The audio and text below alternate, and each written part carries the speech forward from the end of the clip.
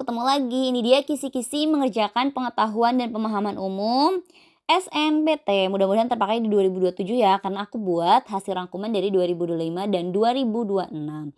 Kita harus selalu update ya, karena selalu ada saja perubahan yang dilakukan atau yang diberikan untuk kita, baik itu dari segi waktu atau jumlah soal.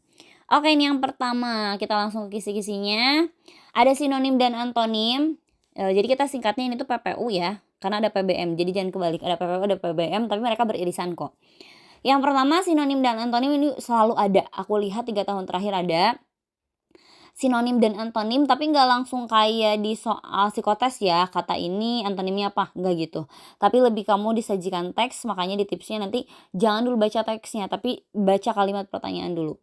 Kedua, ide pokok dan gagasan utama ini juga nggak pernah absen, selalu hadir. Jadi ditanyain tuh, tapi inget ya, ide pokok atau gagasan utama itu nggak selalu pertanyaannya ide pokok dan gagasan utama. Bisa diganti menjadi pokok masalah, inti paragraf, ide pokok gitu ya, jadi beda-beda. Kemudian yang ketiga, makna kata dalam konteks. Ini random banget karena sering kali aku lihat ngambil teksnya dari koran, betul ya, koran online ini selalu ini update teksnya. Kadang dari jurnal gitu. Karena sekarang beragam banget koran online-nya, jadi kalian harus sering-sering buka dan baca juga untuk menambah wawasan. Hubungan antar paragraf ini kaitan dengan konjungsi, misalnya contohnya menentukan hubungan logis antara 2 paragraf gitu. Hubungannya mereka tuh apa? Kamu bisa lihat dari 2 kalimat terakhir di paragraf pertama dan awal kalimat di paragraf selanjutnya. Kelima, kesimpulan dan inferensi. Jadi narik kesimpulan, jadi harus paham dulu sih sebetulnya penulisnya tuh mengungkapkan apa. Itu terlihat di ide pokok, kalau enggak di saran dari penulis di akhir paragraf. Oke, kita lanjut lagi ke salin dia selanjutnya.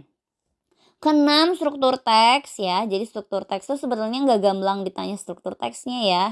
Tapi pertanyaannya, menentukan bagian mana dalam teks yang berfungsi sebagai pendahuluan dan kesimpulan. Sebetulnya nggak gini juga bentuk pertanyaannya. Lebih ke bahwa kalau dilanjutkan paragrafnya ide pokok mana yang tepat gitu. Kayak gitu bisa. Kemudian yang 7, jenis paragraf. Ini juga tidak semata-mata jenis nama paragrafnya apa. Contohnya aku tulis di sini, mengidentifikasi paragraf yang bertujuan menjelaskan suatu proses atau menceritakan sebuah kejadian. Karena jenis teksnya biasanya kalau nggak eksposisi, eksplanasi atau berita. 8, kata penghubung.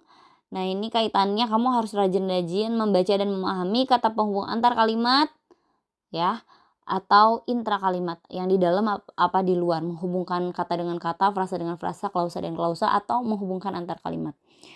Kemudian kesalahan penggunaan bahasa ini mah selalu ada ya di PPU, emang langganan salah satu kebahasannya adalah kosakata kesalahan penggunaan bahasa. Jadi kita lihat baku tidak bakunya, kata serapan baku tidaknya, imbuhannya tepat atau tidak, itu yang dipelajari.